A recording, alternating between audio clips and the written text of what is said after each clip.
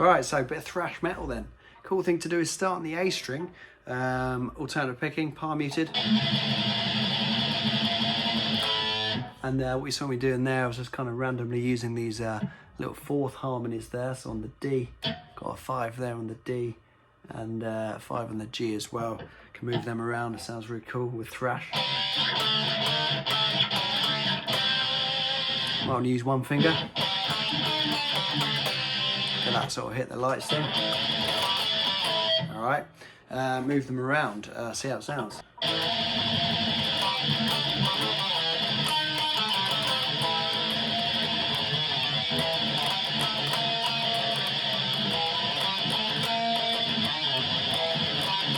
And the cool thing about that is you started on the A, so you've already started off heavy, and then you can still then go down to the E string for that heavier, even heavier thing. All right, let's try it.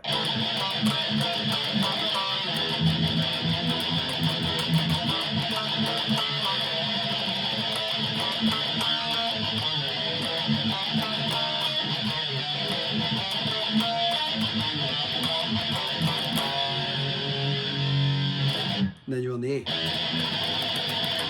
Again, you can use those fourths again.